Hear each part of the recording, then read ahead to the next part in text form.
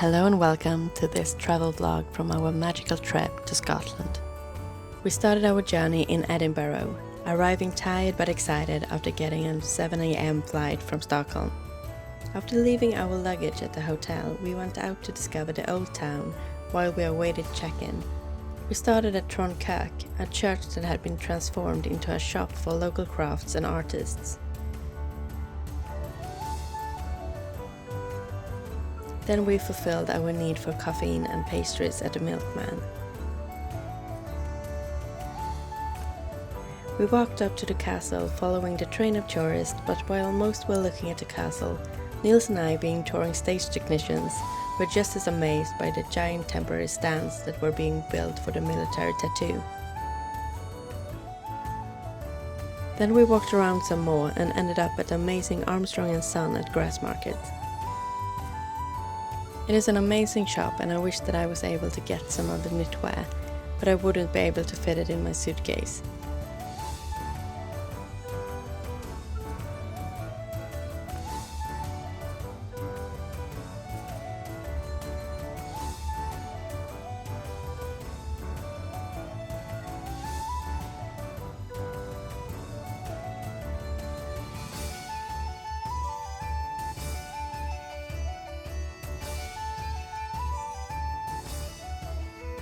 Speaking of things that doesn't fit in suitcases, we went into the Knight's Vault to look at swords and other film-related replicas.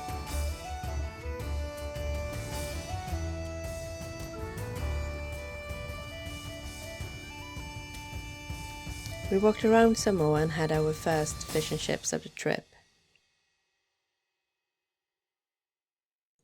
And then, ladies and gentlemen, we found my favorite shop, a whole shop dedicated to fossils. I was like a child in a candy store, and after admiring all of the ancient dead things, I got my first souvenir of the trip. A bit more suitcase friendly than a sweater or a sword. We continued walking to Armchair Books that I found out about through a TikTok video. And if you like old bookstores with floor-to-ceiling shelves and narrow corridors, this is a must. I had told Niels that one thing that I wanted to do on our first day was to go and get some books set in Scotland to read on our trip. Afterwards, we slowly started to make our way back to the hotel, with a stop at the picture-friendly Ross Fountain in the Princess Street Gardens. The whole park was once a loch that was drained in the late 1700s. We still had some time before check-in, so we took a stroll through the National Gallery to look at the art. This is a free museum, so if you are on a budget, this is a tip.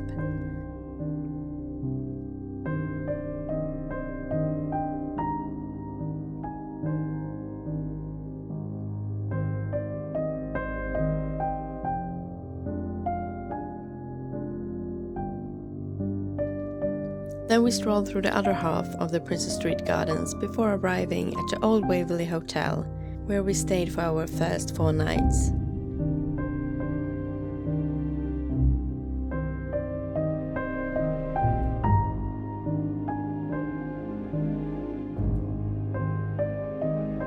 Completely exhausted from being on our feet all day, we collapsed for a bit before we headed out again, this time to another bookstore that I was recommended. Toppings and Company, a beautiful bookshop where you have to climb the ladders to reach the top shelves.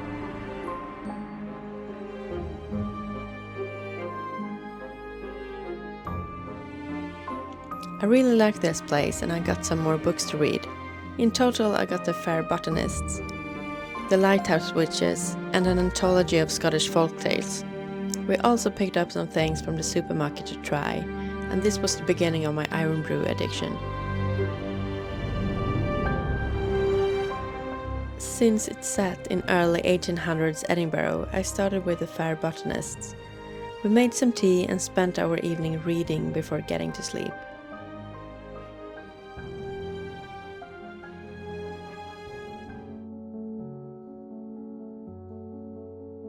The next morning I woke up early and instead of tossing and turning, I got dressed, grabbed my camera and headed out so Niels could sleep in. Better to have one of us sleep deprived than both of us. I headed down to Dean Village to walk around before the other tourists arrived, and it was a magical place. It was 7 in the morning and it was me and maybe 3 other people out walking their dogs. If you want to see more of my photography, there's a link to my Instagram below.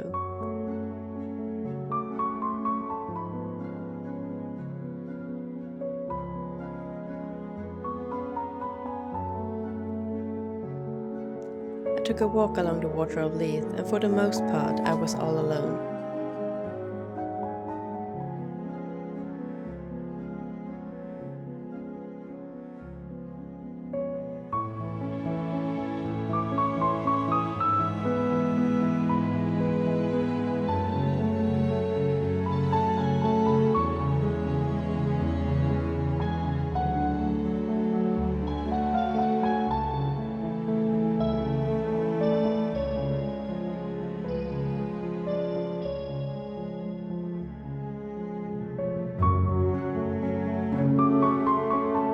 I headed back and met Nils for breakfast before we took advantage of the nice weather and headed for the Botanical garden.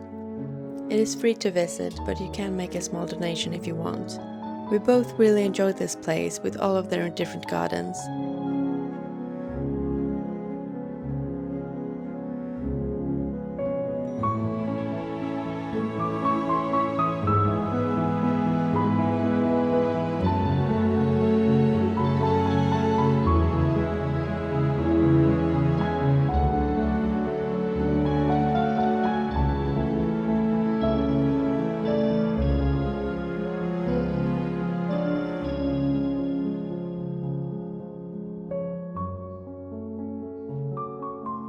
We had soup at a cafe for lunch and it was delicious.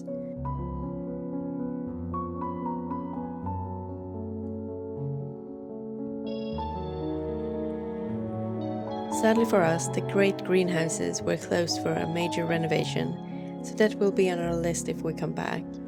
Besides being a wonderful outing, it was fun to get some visuals for the book I bought, since the book is set partly during the building of the Botanical garden.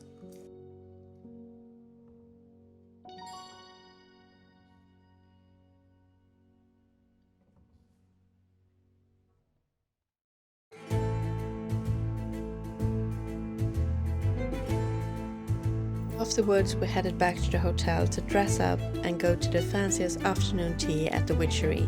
This was our version of a romantic dinner, and for me this was one of the highlights of the trip. It was a bit of a splurge moment, but since this is our belated honeymoon, it was worth it. Everything was perfect except my bangs, who just couldn't handle the humidity.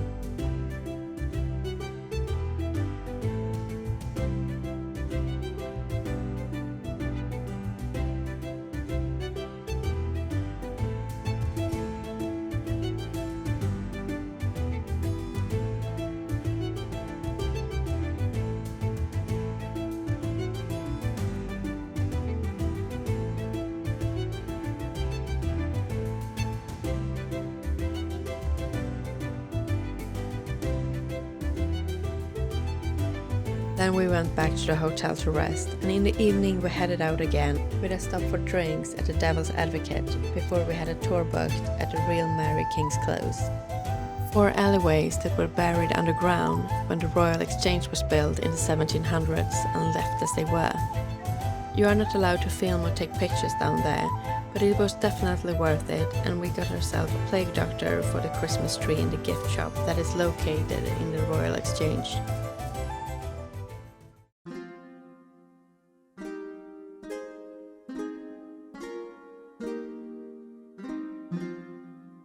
After breakfast, we headed out to hike Arthur's Seat, an extinguished volcano at walking distance from the city centre.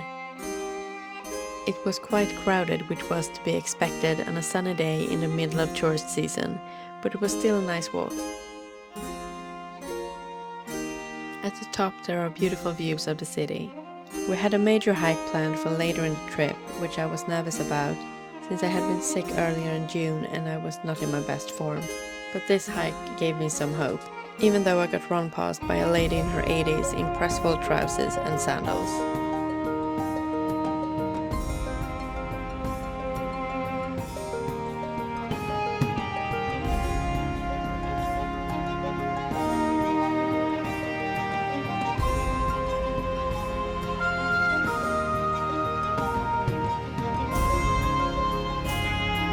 Afterwards we were hungry and thirsty and went into the Tolbert Tavern for a pint, and after that hike it tasted like heaven. Niels went for the Scottish delicacy haggis, neeps and tatties, and I had my second fish and chips for the trip. The first one was good, but this one was amazing. Then the rain came, so we took refuge in the National Museum of Scotland, which is an amazing museum. They have a beautiful natural history section with what is my favorite ancient animal of all time, the giant deer or Irish elk. I mean, I'm not saying no to a dinosaur, and they have that as well, and also a giant sloth that I didn't get any good footage of.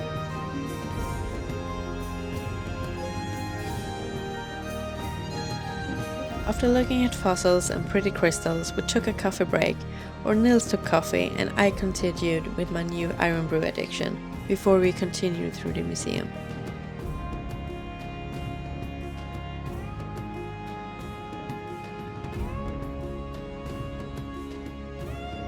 Sadly it was closing time, so we didn't get to see everything, but we did manage to get lost looking for the way out, and had to get help from an annoyed employee. Afterwards we headed to the coolest bar, Frankenstein in Botanical, a themed bar in an old church that had gone all in on Frankenstein. We had some bubbling drinks while watching the classic filmatisation of Frankenstein. They also have live performances where the monster comes down from the ceiling, but sadly not when we were there. They also looked like they were serving amazing pizzas, but we were not hungry enough to get one. Then the bubbly drinks turned into potion making at the Magic Potions Tavern, an unlicensed but heavily Harry Potter inspired bar. We got to mix our own drinks, which was fun because dry ice just doesn't get old, even for us who sometimes work with it. I even made my own for a theatre production at one time.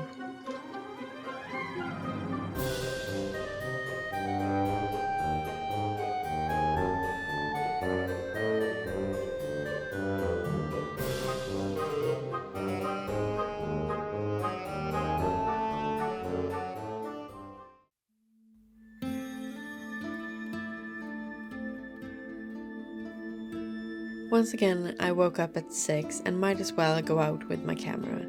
I loved walking the city streets in the early morning, such a sharp contrast from the busy hours. Edinburgh is just such a beautiful city.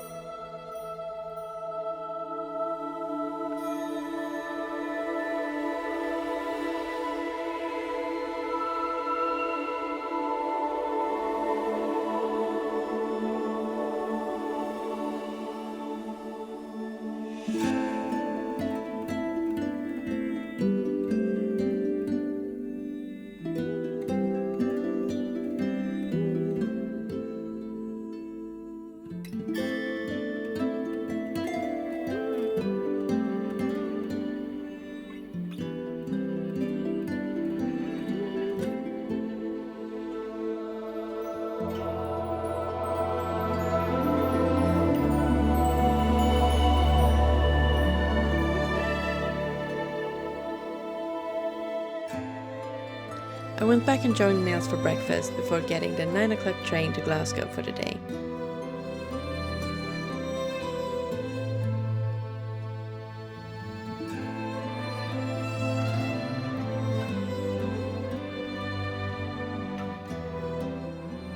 First up on our list were the Mackintosh House and the Hunterian Art Gallery.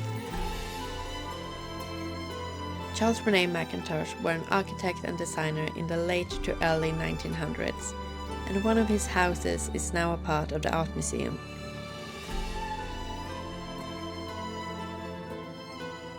Among his designs is a real superstar in set design, the Argyle chair, featured in film and television like The Addams Family, Doctor Who, Star Trek, and most famously Blade Runner. The chair is also depicted as part of his statue. The home is beautiful, and even I, who is not a big fan of white rooms, really enjoy his work.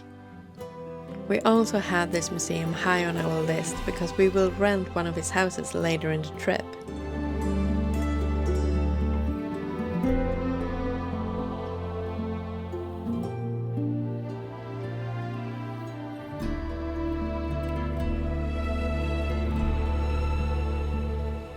We took a stroll through the art museum and looked at the paintings and found a Swedish representation in the painter Alexander Roslin. In the gift shop I got myself these wooden furniture cards that turns into miniature furniture, before heading over the street to the magical Glasgow University. This building is worth a visit in itself, but in it you can also visit the Hunterian Museum. A nice smaller museum, so if big museums feels overwhelming, this is a nice option.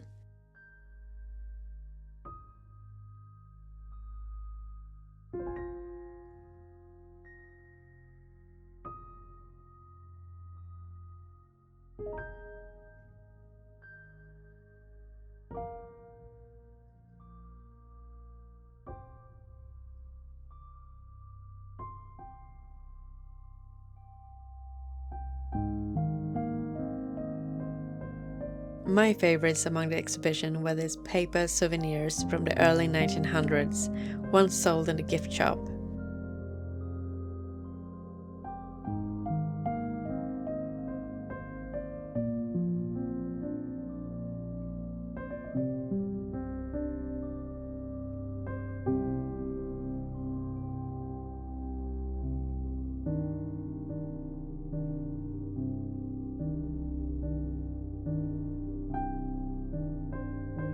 Next up were the best salmon sandwich of the trip at Pulp.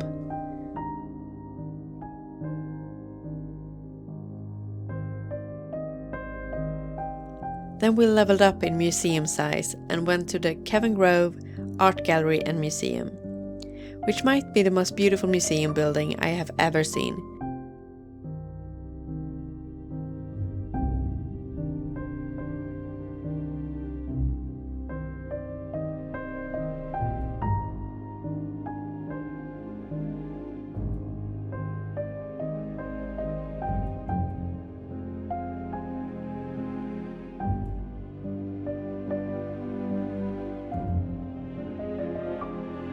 And of course we got our dose of dinosaurs and giant deers.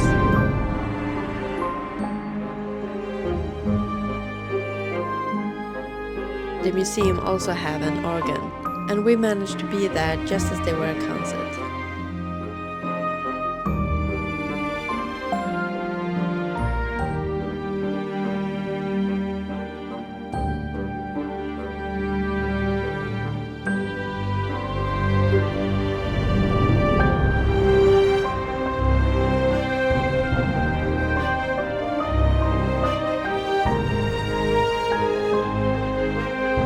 Besides beautiful art and fossils, they also had a good exhibition on early Neolithic Scottish history.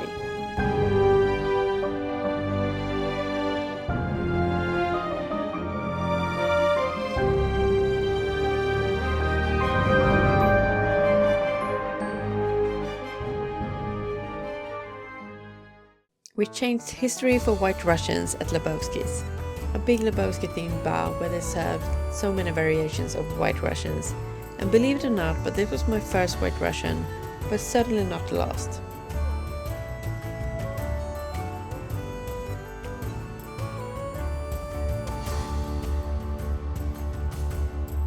Then it was time to head back to Edinburgh and end our day at the Guildford Arms, a stunning bar that we found thanks to it being featured for 30 seconds in the beginning of a documentary we saw before arriving.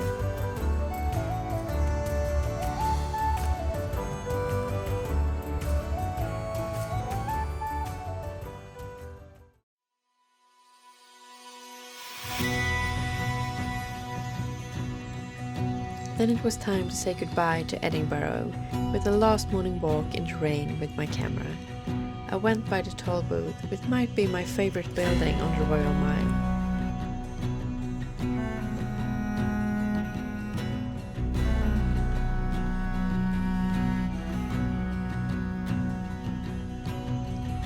also popped by another famous building, or maybe more film set for Outlander.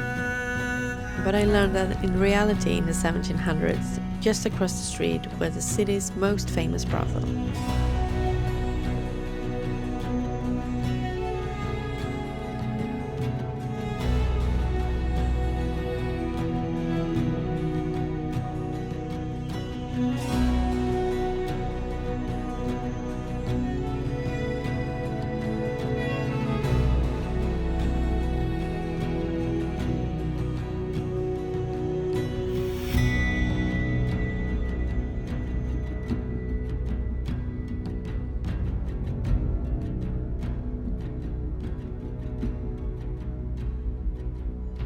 We checked out and managed to visit one last thing, the beautiful portrait gallery with its breathtaking hall and creepy death masks.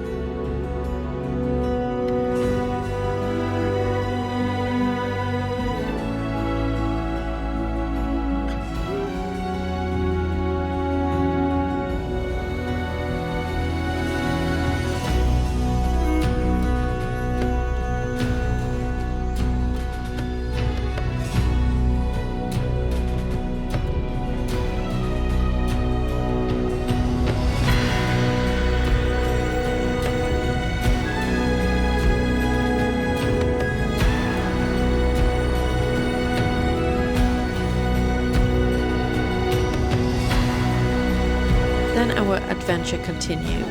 We went to pick up a car, and on the way there I joked with Nils that we would get a giant car instead of the small one that I had booked, and they would present it as a good thing, because it had happened to me before in Italy. And I was right. We got a giant car for the small country roads. So we were off in our giant car, two people with little to no experience driving on the left side. But we did good. Our first stop going north was the Kelpies, where we also had our lunch break.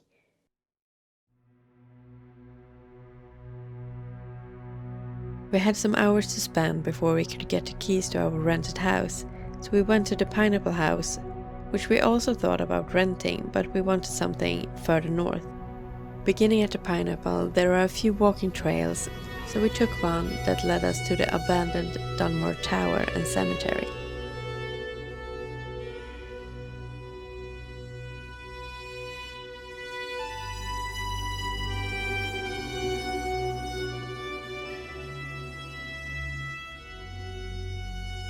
Some of the tombstones were turned over and the crypts had holes dug into them by animals. The newest graves were from the 1960s.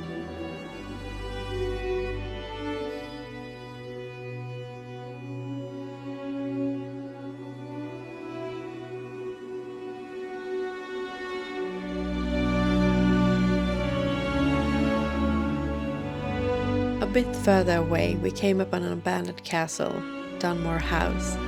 We later learned that this castle were abandoned as late as in the 1970s, and also was a filming location for the first season of Outlander.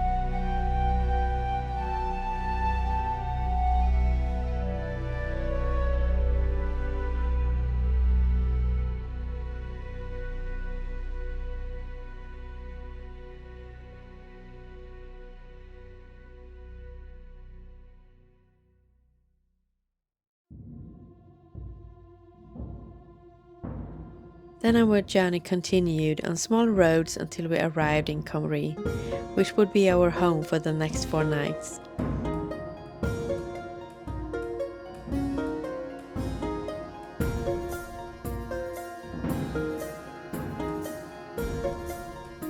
This building, designed by Charles René McIntosh, was just amazing.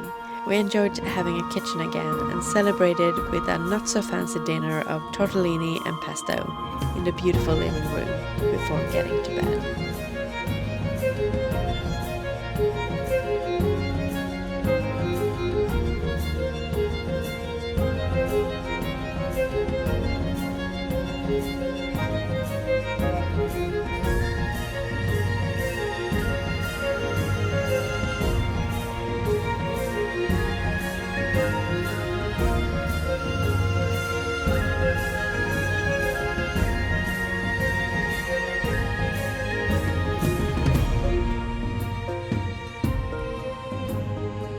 Thank you so much for watching. Please like and subscribe, and I will see you in the next one. Bye!